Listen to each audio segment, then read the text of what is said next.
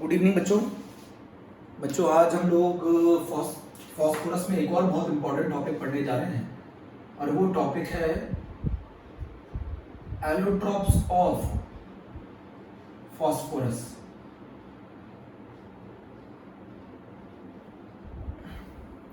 बच्चों टॉपिक बहुत इंपॉर्टेंट है एलोट्रॉप्स ऑफ फॉस्फोरस। काफी ज्यादा क्वेश्चन इसमें आते हैं, आईआईटी में काफी क्वेश्चन पॉपुलर है, वो बता रहा हूं मैं। पहली बात तो एलोट्रॉप्स है क्या। जब कोई प्योर एलिमेंट, जब कोई एलिमेंट एक से ज्यादा डिफरेंट फॉर्म में एग्जिस्ट करे और उनकी फिजिकल प्रॉपर्टीज अलग अलग हो बट केमिकल प्रॉपर्टीज सेम। जब एक ही एलिमेंट डिफरेंट फॉर्म में एग्जिस्ट करे और उनकी फिजिकल प्रॉपर्टीज अलग अलग हो बट उनकी केमिकल प्रॉपर्टीज सेम हो तो उसको बोला जाता है एलोट्रॉप्स। जब एक एलिमेंट डिफरेंट फॉर्म में एग्जिस्ट करे और उनकी फिजिकल प्रॉपर्टीज अलग अलग हो बट उनकी केमिकल प्रॉपर्टीज रिमेन सेम हो तो उसको बोला जाता है एलोट्रॉप्स। जो बच्चों ये वर्ड जो आया है ना, फॉस्फोरस जो वर्ड आया है, ये वर्ड आया है फॉस्फोरोसेंस से। फॉस्फोरोसेंस स्पेलिंग देख लीजिएगा। फॉस्फोरोसेंस का मतलब होता है ग्लो इन डार्क। ये ग्लो करता है, ग्लो इन डार्क। तो बच्चों ये जो नाम पढ़ा ना, ये इससे पढ़ा, फॉस्फोरोसेंस से नाम पढ़ा फॉस्फोरस। इसी को कहा जाता है, एक और चीज भी बोली जाती है इसी को, केमिलुमिनेसेंस।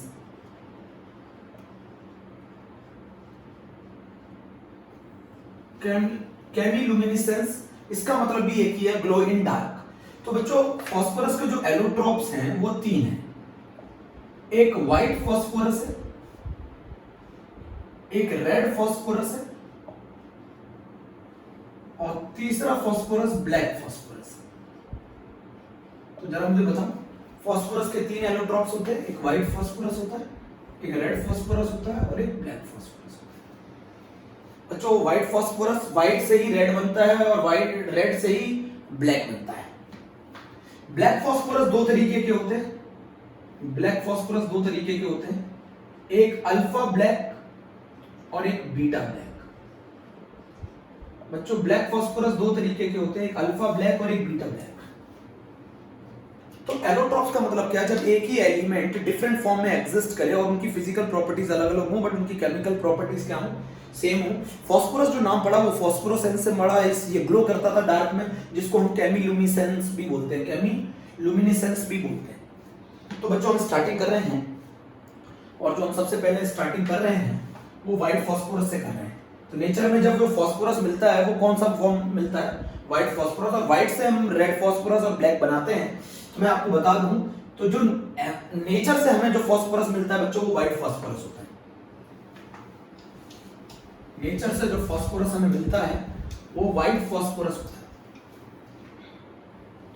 तो सबसे पहले हेडिंग डाली हम लोगों ने व्हाइट फॉस्फोरस।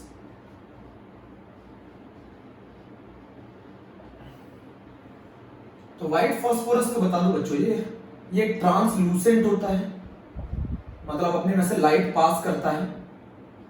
अगर 100% लाइट पास कर देगा तो ट्रांसपेरेंट होता है, बट ये क्या होते हैं, ट्रांसलूसेंट होते हैं।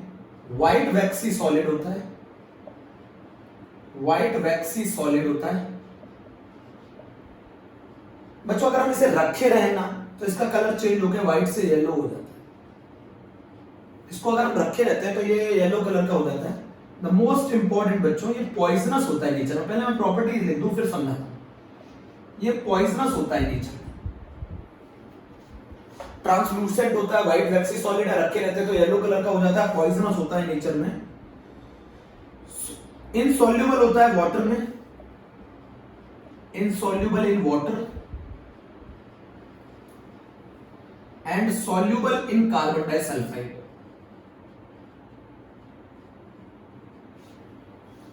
बच्चों ये हाईली रिएक्टिव होता है, हाईली रिएक्टिव होता है। मैं आपको क्या बताना चाहता हूं, जो व्हाइट फॉस्फोरस है बच्चों वो ट्रांसलूसेंट होता है, व्हाइट वैक्सी सॉलिड होता है, वैक्स लाइक सॉलिड होता है, रखे रहने पे इसका कलर येलो हो जाता है। ये पॉइजनस होता है नेचर में, इनसॉल्युबल होता है वाटर में बट सॉल्युबल होता है कार्बन डाइसल्फाइड में, हाईली रिएक्टिव होता है, हाईली रिएक्टिव होता है और ऑक्सीजन के साथ P4 readily, white phosphorus readily catches fire. अगर readily catches fire white phosphorus readily catches fire और ये क्या बना लेता है P4 plus 5O2 changes into P4O10 बना लेता है। व्हाइट फ्यूम्स प्रोड्यूस करता है।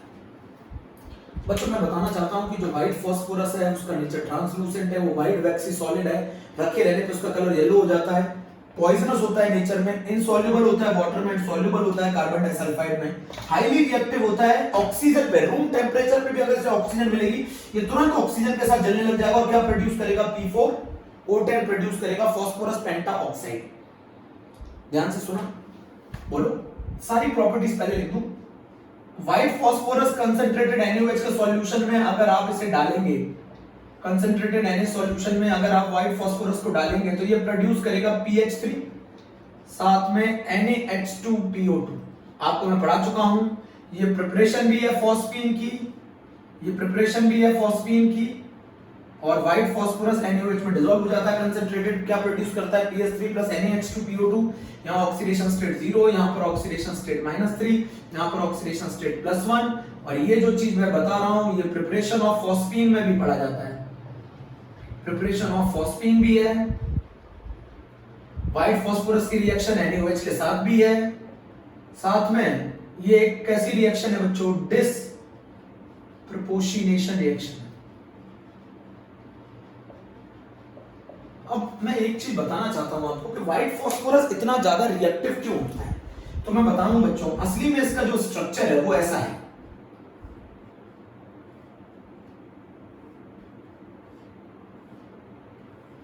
और ये जो एंगल है ना बच्चों ये 60 डिग्री है। हर फॉस्फोरस की जो हाइब्रिडाइजेशन होती है बच्चों वो sp3 होती है, 3 bond 1 lone pair, 3 bond 1 lone pair, 3 sigma bond और 1 लोन पेयर। sp3 हाइब्रिडाइजेशन है, बॉन्ड एंगल कितना होना चाहिए था 109 डिग्री 28 मिनट होना चाहिए था, इतना होना चाहिए था, बट होता कितना डिग्री है बच्चों 60 डिग्री। 60 डिग्री की वजह से, 60 डिग्री की वजह से एंगल स्ट्रेन जकड़, एंगल स्ट्रेन खिंचाव, खिंचाव की वजह से बॉन्ड टूटेगा। एंगल स्ट्रेन हिंदी में क्या कह सकते हैं, जकड़ खिंचाव बहुत ज्यादा होता है। एंगल स्ट्रेन अगर ज्यादा होगा तो स्टेबिलिटी कम होगी, और अगर स्टेबिलिटी कम होगी तो रिएक्टिविटी ज्यादा होगी। तो व्हाइट फॉस्फोरस बहुत ज्यादा रिएक्टिव क्यों है, क्योंकि उसके अंदर एंगल स्ट्रेन बहुत ज्यादा होता है। एंगल स्ट्रेन कैसे बेटा, इनकी फॉस्फोरस की जो हाइब्रिडाइजेशन है वो sp3 है, sp3 हाइब्रिडाइजेशन है तो इनको कितना एंगल शो करना चाहिए था 109 डिग्री 28 मिनट, बट ये कितना एंगल शो करते हैं 60 डिग्री। असली में ये स्ट्रक्चर ऐसा नहीं होता बच्चों, असली में स्ट्रक्चर होता है ये ट्रायंगल बेस होता है, ट्रायंगल बेस, और इसमें एक फॉस्फोरस ऊपर से है, इसको ऐसे जोड़ दिया जाता है। ये बेस ट्रायंगल है, फिर से समझो मेरी बात, इसमें अंदर 4 इक्विलेटरल ट्रायंगल होते हैं, 4 इक्विलेटरल ट्रायंगल, इसका बेस जो है वो ट्रायंगल है। मान लो अगर आपका मैं बेस बनाऊं ऐसे,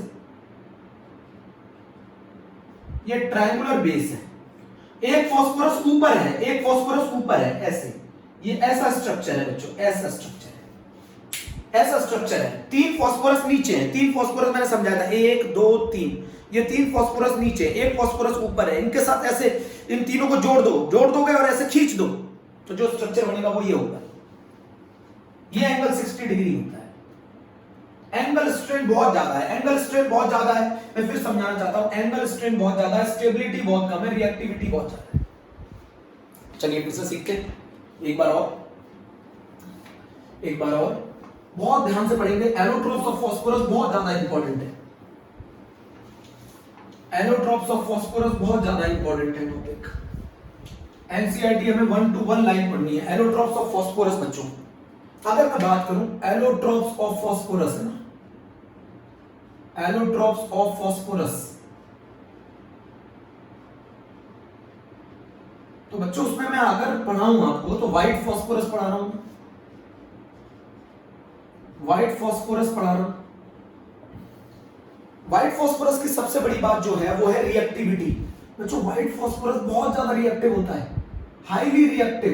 क्वेश्चन पूछेगा क्यों रिएक्टिव होता है, हाईली रिएक्टिव क्यों होता है white phosphorus, white phosphorus highly reactive क्यों होता है, रीजन है उसका स्ट्रक्चर इस तरीके का होता है। जब बच्चों इस तरीके का स्ट्रक्चर है, इस फास्फोरस की हाइब्रिडाइजेशन, फास्फोरस के पास 5 वैलेंस इलेक्ट्रॉन होते हैं जिसमें से 3 बॉन्डिंग में यूज किए इस फास्फोरस की हाइब्रिडाइजेशन sp3 है, इसकी भी क्या सी हाइब्रिडाइजेशन है sp3 है। sp3 है तो बॉन्ड एंगल कितना होना चाहिए था 109 डिग्री 28 मिनट होना चाहिए था, बट ये बॉन्ड एंगल 60 डिग्री होता है। बच्चों जब 60 डिग्री इतना कम बॉन्ड एंगल है तो खिंचाव ज्यादा होगा, तो एंगल स्ट्रेन बहुत ज्यादा होगा। और एंगल स्ट्रेन अगर बहुत ज्यादा होगा तो एंगल स्ट्रेन बहुत ज्यादा, खिंचाव ज्यादा है, जकड़ ज्यादा है तो बॉन्डिंग वीक होगी, बॉन्ड टूटेगा तो इसकी रिएक्टिविटी बहुत ज्यादा होती है।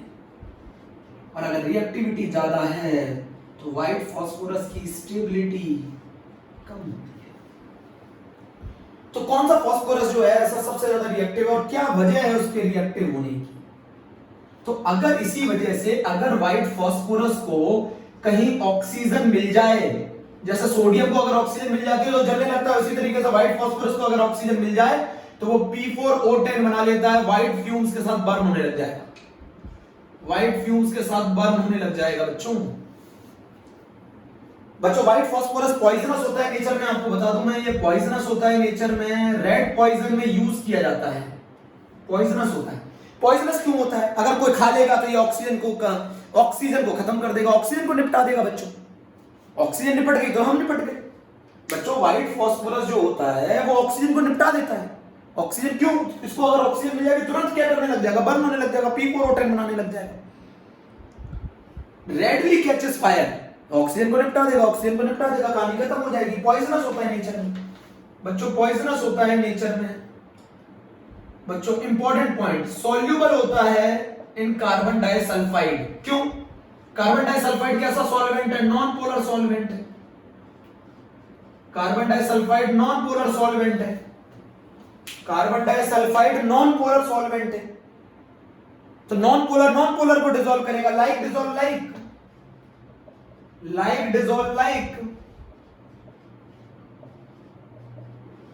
व्हाइट फास्फोरस भी नॉन पोलर है,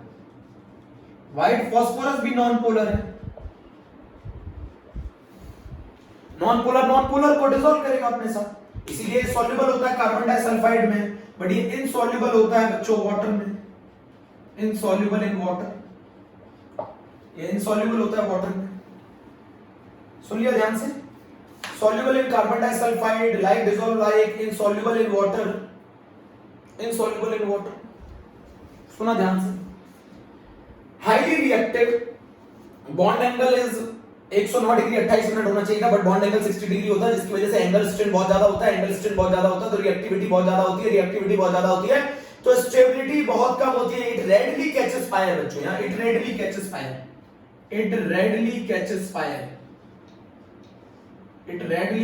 फायर, नॉन पोलर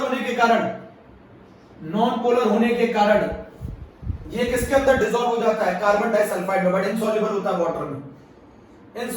वाटर में। अगर बच्चों हम व्हाइट फास्फोरस को NaOH के साथ रिएक्ट करते हैं, व्हाइट फास्फोरस को अगर मैं NaOH कंसंट्रेटेड NaOH के सॉल्यूशन में डाल दूं तो ये प्रोड्यूस करता है फॉस्फीन, साथ में NaH2PO2, सोडियम हाइपोफॉस्फाइड,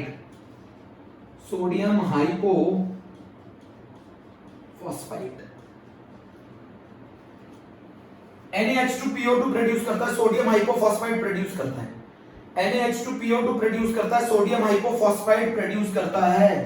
सोडियम हाइपोफॉस्फाइड कैसे बनता है बच्चों? सोडियम हाइपोफॉस्फाइड कैसे बनता है बताओ मुझे जरा। H3PO2 में से अगर मैं एक HN निकाल दूं तो ये क्या बन जाएगा? H2PO2 माइनस, और यहां एक सोडियम आयन जोड़ दूं तो क्या बन जाएगा? NaH2PO2, इसी को बोलते हैं sodium hypophosphide. H3PO2 hypophosphorous acid, hypophosphorous अस जिनके साथ होता है उसमें इनका जो आयन बनते हैं वो आइड बनता है, याद है ना? अस वालों का आइड आयन बनता है, इसमें से एक HN निकाल दो तो ये क्या बनेगा? हाइपोफॉस्फाइड, और आपने सोडियम जोड़ दिया तो इसका नाम हो जाएगा सोडियम हाइपोफॉस्फाइड। अरे अस वालों में आइड जुड़ता है, अस वाले कन्वर्ट अगर H आयन दे देंगे उनका जो एनायन बनेगा वो आइड बनता है। तो व्हाइट फास्फोरस NaOH के साथ जब रिएक्ट करता है तो क्या बनाता है PH3 NaH2PO2। White phosphorus readily catches fire, oxygen के साथ बर्न होकर ये P4O10 बनाता है। Phosphorus pentoxide it readily catches fire, poisonous होता है, ऑक्सीजन को निपटा देता है, इसीलिए पॉइजनस होता है, रेड पॉइजन में यूज किया जाता है। सॉल्युबल होता है कार्बन डाइसल्फाइड में क्योंकि इसमें नॉन पोलर है, नॉन पोलर में डिसॉल्व होगा, वाटर में डिसॉल्व नहीं होता क्योंकि वाटर पोलर सॉल्वेंट है। हाईली रिएक्टिव होता है बच्चों, हाईली रिएक्टिव के पीछे रीजन है एंगल स्ट्रेंथ बहुत ज्यादा होता है, रिएक्टिविटी बहुत ज्यादा होती है, स्टेबिलिटी बहुत कम होती है। अगर मैं व्हाइट फास्फोरस की बात करूं तो ये ट्रांसलूसेंट होता है, लाइट को पास होने देता है अपने में से, ट्रांसलूसेंट होता है, व्हाइट वैक्सी सॉलिड होता है, व्हाइट वैक्सी सॉलिड होता है। इसकी गार्लिक जैसी स्मेल होती है, लहसुन की जैसी स्मेल, गार्लिक स्मेल होती है। व्हाइट वैक्सी सॉलिड होता है, रखे रखे इसका कलर येलो हो जाता है इसीलिए इसको येलो फास्फोरस भी बोलते हैं। रखे रखे इसका कलर येलो हो जाता है इसलिए इसको येलो फास्फोरस भी बोला जाता है। ठीक है बच्चों बोलो, ट्रांसलूसेंट होता है, व्हाइट वैक्सी सॉलिड होता है, गार्लिक स्मेल होती है, टेट्राहेड्रल स्ट्रक्चर होता है, एंगल 60 डिग्री होता है, एंगल स्ट्रेंथ बहुत ज्यादा होता है जिसके कारण रिएक्टिविटी बहुत ज्यादा होती है, स्टेबिलिटी बहुत कम होती है, हाईली रिएक्टिव होता है, रेडली कैचेस फायर, पॉइजनस होता है नेचर में, सॉल्युबल होता है कार्बन डाइसल्फाइड में बट इनसॉल्युबल होता है वाटर में। और व्हाइट फास्फोरस को अगर आप NaOH और वाटर के साथ रिएक्ट करा देंगे तो ये PH3 और NaH2PO2 बना देता है। बच्चों ये ग्लो करता है डार्क में, glow in dark, glow in dark, इसी को बोला जाता है केमिलुमिनेसेंस या फिर फास्फोरोसेंस भी कह सकते हैं। ये ग्लो करता है डार्क में। These are the properties of the बच्चों व्हाइट फास्फोरस, प्लीज नोट कर लो, then we proceed to the red phosphorus. Translucent होता है, व्हाइट वैक्सी सॉलिड होता है, गार्लिक जैसी स्मेल होती है, ग्लो करता है डार्क में, रेडली कैचेस फायर, अगर ऑक्सीजन के कांटेक्ट में आएगा P4O10 बना लेगा, पॉइजनस होता है, ऑक्सीजन को निपटा देता है, कार्बन डाइसल्फाइड में सॉल्युबल होता है क्योंकि वो नॉन पोलर सॉल्वेंट और नॉन पोलर में डिसॉल्व हो जाते हैं, इनसॉल्युबल होता है वाटर के अंदर। व्हाइट फास्फोरस को NaOH और वाटर के साथ रिएक्ट करोगे PH3 NaH2PO2 बनाएगा सोडियम हाइपोफॉस्फाइड। हाइपोफॉस्फाइड कैसे बनता है? हाइपोफॉस्फोरस एसिड में से एक H निकालो, हाइपोफॉस्फाइड आयन बनता है, उसकी जगह मेटल आयन जोड़ दो, सोडियम हाइपोफॉस्फाइड बनेगा। बहुत ज्यादा रिएक्टिव होता है, इसके पीछे रीजन है एंगल स्ट्रेंथ बहुत ज्यादा होता है।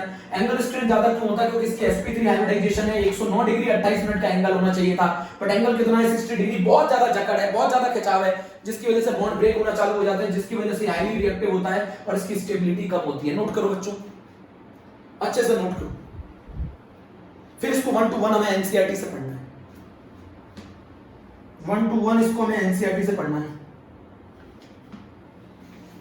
रफ कर दो बच्चों।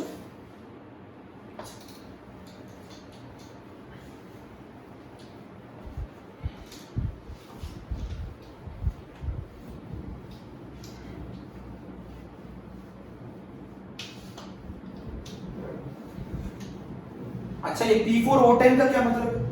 P4O10 बना लोगे, याद करो मैंने बोला था 4 फास्फोरस बना लो ऐसे ना, हर किसी के बीच में एक ऑक्सीजन जोड़ दो,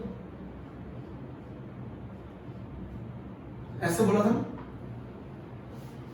फास्फोरस के जितने भी ऑक्साइड है वो सारे डायमर के फॉर्म में एग्जिस्ट करते हैं। फास्फोरस के जितने भी ऑक्साइड है वो सारे डायमर के फॉर्म में एग्जिस्ट करते हैं। फास्फोरस के जितने भी ऑक्साइड है वो सब डायमर के फॉर्म में एग्जिस्ट करते हैं। बच्चों ये जो बॉन्ड है ना फास्फोरस और ऑक्सीजन के बीच में, ये पी पाई डी पाई बॉन्ड है, ये डी पाई पी पाई बॉन्ड है बच्चों। जब भी फास्फोरस 5 बॉन्ड बनाएगा तो उसका डी ऑर्बिटल पार्टिसिपेट करेगा ना बॉन्ड में, ये डी पाई पी पाई बॉन्ड है। इसके पास बच्चों 16 sigma and I think 4 pi bond होता है। इसके पास 16 सिग्मा एंड 4 पाई होता है। इसके पास 16 सिग्मा एंड 4 पाई बॉन्ड होते हैं।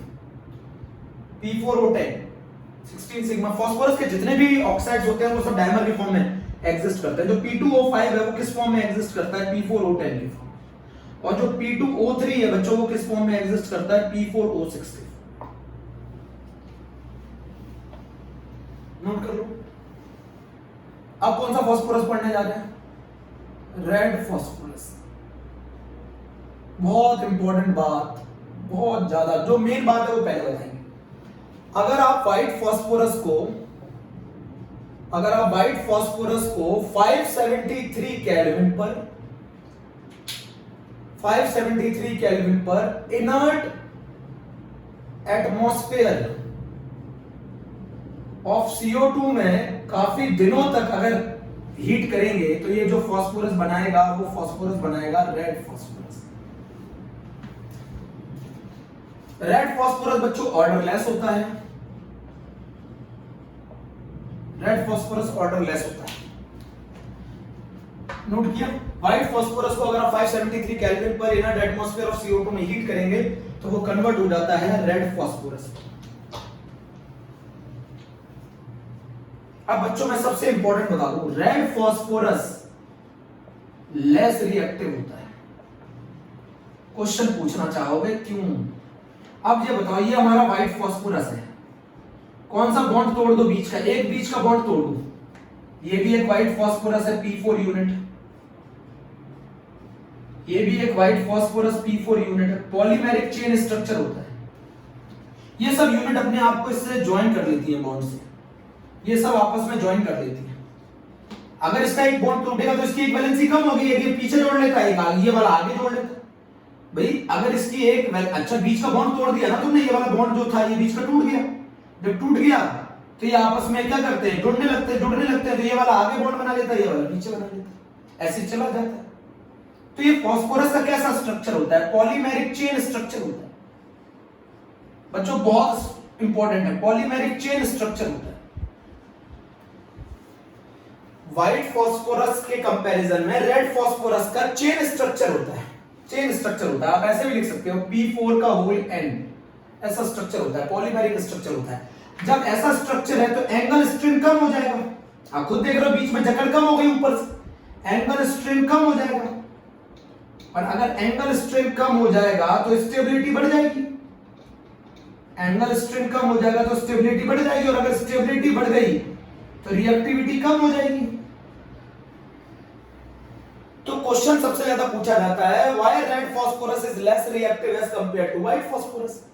The reason is red phosphorus having a polymeric chain structure, और पॉलीमेरिक चेन स्ट्रक्चर है तो इसमें एंगल स्ट्रेन कम हो गया, बीच का बॉन्ड टूट गया, एंगल स्ट्रेन कम हो गया, एंगल स्ट्रेन कम हो गया तो स्टेबिलिटी बढ़ गई, स्टेबिलिटी बढ़ गई तो रिएक्टिविटी कम हो गई। तो व्हाइट फास्फोरस को 573 केल्विन पर इनर्ट एटमॉस्फेयर ऑफ CO2 में अगर आप हीट करते हैं तो वो रेड फास्फोरस में कन्वर्ट होता है, ऑर्डरलेस होता है, रेड फास्फोरस लेस रिएक्टिव होता है क्योंकि उसमें पॉलीमेरिक चेन स्ट्रक्चर है, एंगल स्ट्रेन कम है, स्टेबिलिटी ज्यादा है, रिएक्टिविटी कम है।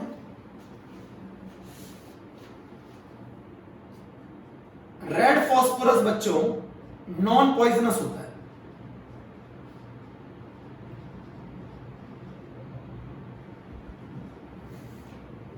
रेड फास्फोरस नॉन पॉइजनस होता है। सबसे इंपॉर्टेंट बात, ये ग्लो नहीं करता, not glow in dark, not glow in dark, ये ग्लो नहीं करता। और सबसे ज्यादा इंपॉर्टेंट एक क्वेश्चन आ रहा है, और वो ये होता है कि ये इनसॉल्युबल होता है इन वाटर, और ये इनसॉल्युबल होता है कार्बन डाइसल्फाइड में। क्वेश्चन आ रहा होगा ना, ये तो नॉन पोलर है, नॉन पोलर सॉल्वेंट में सॉल्युबल होना चाहिए। आप दोनों में अंतर समझो, दोनों में अंतर समझो। व्हाइट फास्फोरस के अंदर जो P4 यूनिट है ये आपस में वैन डर वाल्स फोर्सेस से जुड़ी होती है। अरे भैया व्हाइट फास्फोरस में एक P4 यूनिट है, डिस्क्रीट मॉलिक्यूल है, वो P4 यूनिट एक दूसरे P4 यूनिट के through van der Waals force से जुड़ी होती है। बट इसके अंदर ये किसके थ्रू जुड़ी होती है आपस में? P4 यूनिट कोवेलेंट बॉन्ड के थ्रू जुड़ी होती है। समझो मेरी बात को, मैं दोनों रीजन से समझाऊंगा। व्हाइट फास्फोरस के अंदर P4 यूनिट आपस में किससे जुड़ी होती है? व्हाइट फास्फोरस के अंदर जो P4 यूनिट है वो आपस में weak van der Waals forces से जुड़ी होती है। अरे मॉलिक्यूल बिल्कुल, बट इसके अंदर ये सब P4 यूनिट आपस में कोवेलेंट बॉन्ड से जुड़ी होती है। तो जो कार्बन डाइसल्फाइड है वो इनके बीच के कोवेलेंट बॉन्ड को नहीं तोड़ पाता, कोवेलेंट बॉन्ड को ब्रेक नहीं कर पाता है, जिसके कारण ये इसमें इनमें डिसॉल्व नहीं होती है। भाई यार कार्बन डाइसल्फाइड आया इनको डिसॉल्व करने के लिए आया, जो इनके बीच के बॉन्ड को वो तोड़ ही नहीं पाता है। जब इनके बीच के बॉन्ड को वो तोड़ ही नहीं पाता है तो वो इनको डिसॉल्व नहीं कर पाएगा। जबकि व्हाइट फास्फोरस में बहुत ही वीक फोर्सेस हैं आपस में, तो वो इनके बीच के बॉन्ड को तोड़ देता है और इनको डिसॉल्व कर लेता है। अच्छा, इसको एक तरीके से और समझ सकते हैं। सबसे पहले देखो रेड फास्फोरस कैसे बनता है। जब हम व्हाइट फास्फोरस को 573 केल्विन पर इनर्ट एटमॉस्फेयर ऑफ CO2 में हीट करते हैं तो रेड फास्फोरस बनता है, ऑर्डरलेस होता है, कलर जानते हैं ये रेड है। रेड फास्फोरस लेस रिएक्टिव होता है, उसके पीछे रीजन है इसका पॉलीमेरिक चेन स्ट्रक्चर होता है। पॉलीमेरिक चेन स्ट्रक्चर होने के कारण इसका एंगल स्ट्रेन कम होता है, एंगल स्ट्रेंथ कम होता है, स्टेबिलिटी ज्यादा होती है, रिएक्टिविटी कम होती है। रिएक्टिविटी कम होती है बच्चों, रिएक्टिविटी कम होती है। मैं आपको बता दूं रिएक्टिविटी कम क्यों है, क्योंकि एंगल स्ट्रेंथ कम है, खिंचाव कम है, खिंचाव कम है, जकड़ कम है, जकड़ कम है, तो स्टेबिलिटी ज्यादा है, रिएक्टिविटी कम। अब व्हाइट फास्फोरस के अंदर सबसे इंपॉर्टेंट बात है, व्हाइट फास्फोरस कार्बन डाइसल्फाइड में सॉल्युबल था, तो रेड फास्फोरस कार्बन डाइसल्फाइड में क्यों सॉल्युबल नहीं है, जबकि ये भी नॉन पोलर है। अंतर ये होता है उस केस में एक P4 यूनिट दूसरे P4 यूनिट के थ्रू कोवेलेंट बॉन्ड से नहीं जुड़ी होती, वैन डर वाल्स फोर्सेस से जुड़ी होती है, जबकि इसके अंदर वो आपस में कोवेलेंट बॉन्ड से जुड़ी होती है। और कार्बन डाइसल्फाइड इसके इतने स्ट्रॉन्ग कोवेलेंट बॉन्ड को ब्रेक नहीं कर पाता, क्योंकि ये पॉलीमर है, स्ट्रॉन्ग कोवेलेंट बहुत ही बड़ा मॉलिक्यूल है, इसके स्ट्रॉन्ग कोवेलेंट बॉन्ड को ब्रेक नहीं कर पाता। जब स्ट्रॉन्ग कोवेलेंट बॉन्ड को ब्रेक नहीं कर पाता तो ये डिसॉल्व नहीं होता। बच्चों एक और रीजन भी बोला जाता है हाई स्टैंडर्ड में कि इसके अंदर पॉलीमर है तो बहुत ही ज्यादा मॉलिक्यूलर मास होगा, बहुत ज्यादा मॉलिक्यूलर मास होगा तो बहुत ज्यादा strong van der Waals forces का मैग्नीट्यूड होगा, बहुत ज्यादा वैन डर वाल्स फोर्सेस का मैग्नीट्यूड ज्यादा होगा तो वो फोर्सेस इतनी स्ट्रॉन्ग हो जाती है जिसको कार्बन डाइसल्फाइड ब्रेक नहीं कर पाता है, ऐसा भी बोला जाता है। बट मेरा मानना ये ज्यादा सही है कि व्हाइट फास्फोरस के अंदर एक P4 और दूसरे P4 के बीच में बहुत ही weak van der Waals forces हैं, जबकि इसके अंदर P4 यूनिट आपस में कोवेलेंट बॉन्ड से जुड़ जाती हैं, जिसको हमारा कार्बन डाइसल्फाइड ब्रेक नहीं कर पाता है, जिसके कारण हमारा व्हाइट फास्फोरस कार्बन डाइसल्फाइड में सॉल्युबल नहीं होता। बच्चों ये बहुत ही लेस रिएक्टिव होता है, ये ग्लो नहीं करता, डार्क में ये इनसॉल्युबल होता है, वाटर में ये इनसॉल्युबल होता है, कार्बन डाइसल्फाइड में। तो व्हाइट फास्फोरस को जब व्हाइट फास्फोरस को 573 केल्विन पर इन एटमॉस्फेयर ऑफ CO2 में हीट करते हैं तो रेड फास्फोरस बनता है। रेड फास्फोरस का पॉलीमेरिक लीनियर स्ट्रक्चर होता है, ऑर्डरलेस होता है। बच्चों ये ग्लो नहीं करता, डार्क में नोट कर लो प्लीज, इसको आप नोट कर लो जल्दी से बच्चों से नोट कर लो।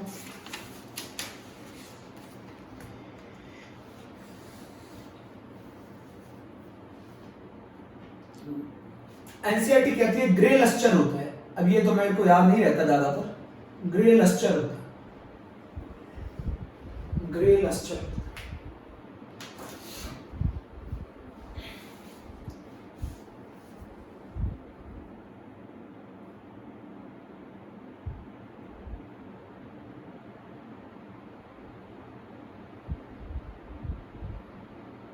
नोट करो।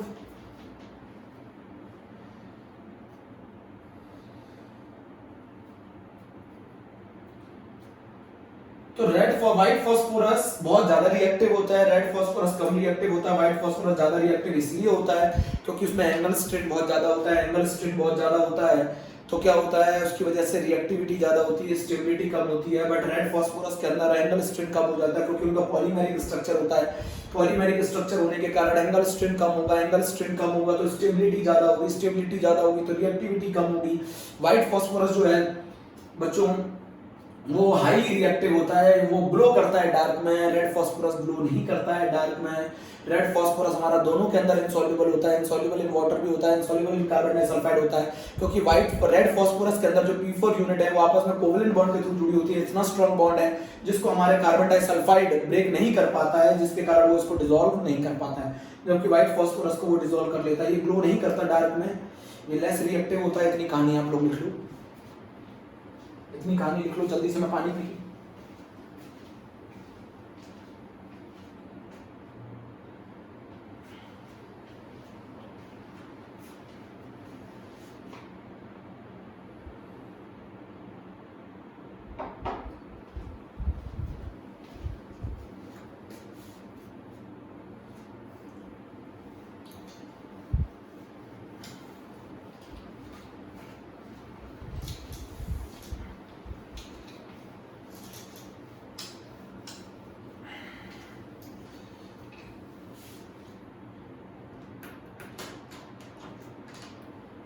कौन सा फास्फोरस आ गया बच्चों?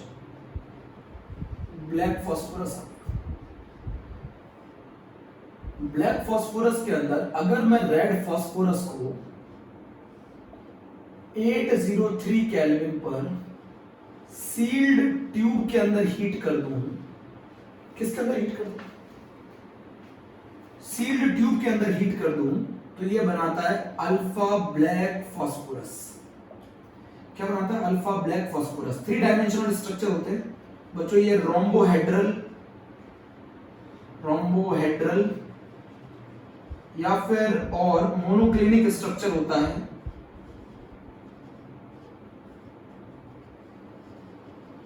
ये ओपेक होता है बच्चों, not oxidised by air,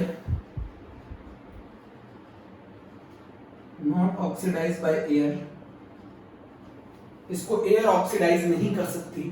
black phosphorus जो होता है उसको, रेड फास्फोरस को अगर मैं 803 केल्विन पर सील्ड ट्यूब के अंदर हीट करूंगा तो मेरा जो फास्फोरस बनेगा वो अल्फा ब्लैक बनेगा, रोम्बोहेड्रल होता है, मोनोक्लिनिक स्ट्रक्चर होता है, ओपेक होता है, not oxidised by air.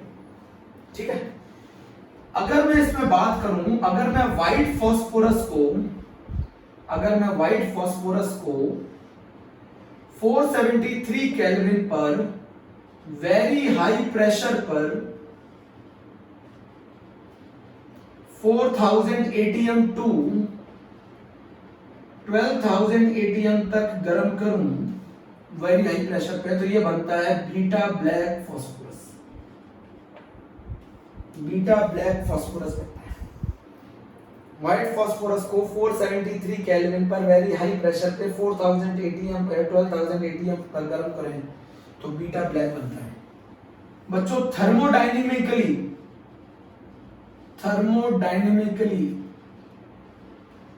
The most stable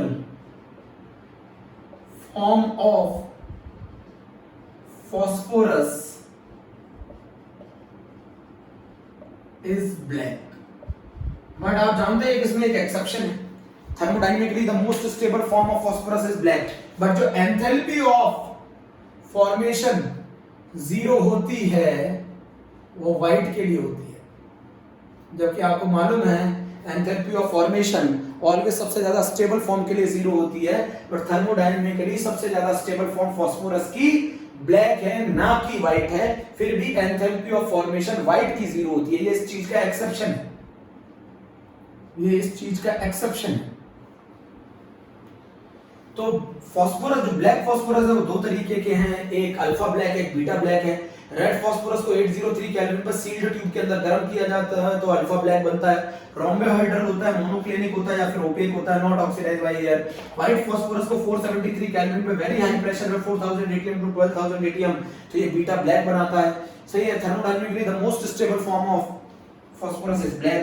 अगर मैं रिएक्टिविटी का ऑर्डर लगाऊं, अगर मैं रिएक्टिविटी के हिसाब से अरेंज करूं तो बताओ रिएक्टिविटी के हिसाब से सबसे ज्यादा क्या होगा? तो सबसे ज्यादा रिएक्टिव होगा व्हाइट फास्फोरस, फिर कौन होगा? रेड, फिर कौन होगा? ब्लैक। अगर मैं स्टेबिलिटी के हिसाब से लगाऊं तो सबसे ज्यादा होगा ब्लैक, फिर होगा रेड, फिर होगा व्हाइट। अगर मैं डेंसिटी के हिसाब से लगाऊं तो सबसे ज्यादा होगी ब्लैक की, 3 डायमेंशनल स्ट्रक्चर होता है, फिर होती है रेड की, फिर होती है व्हाइट की। बच्चों ब्लैक फास्फोरस का ग्रेफाइट के जैसा शीट स्ट्रक्चर होता है, हमारे कोर्स में नहीं है, जैसा शीट स्ट्रक्चर होता है, ग्रेफाइट के जैसा शीट स्ट्रक्चर होता है। इतना ही एनसीईआरटी में दे रखा है बच्चों, एक बार मैं चेक कर लूं, एनसीईआरटी में इतना ही दे रखा है बच्चों, इतना ही एनसीईआरटी में दे रखा है।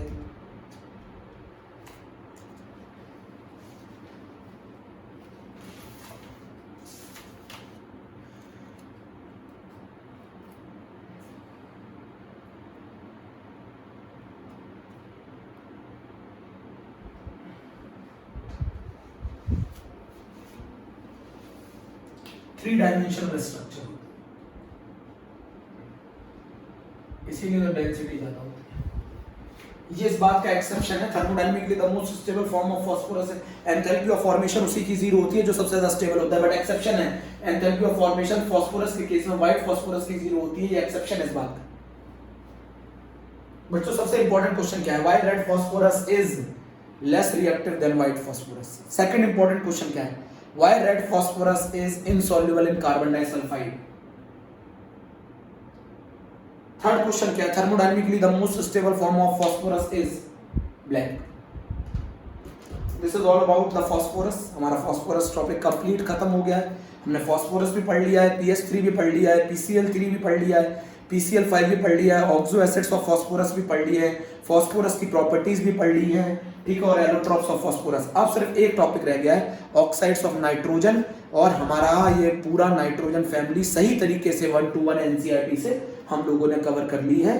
ठीक है बच्चों, थैंक यू सो मच मेरे प्यारे बच्चों, गॉड ब्लेस यू। अंडरलाइन करके मुझे भेजेंगे तभी मैं मानूंगा, वरना बिल्कुल नहीं। ठीक है।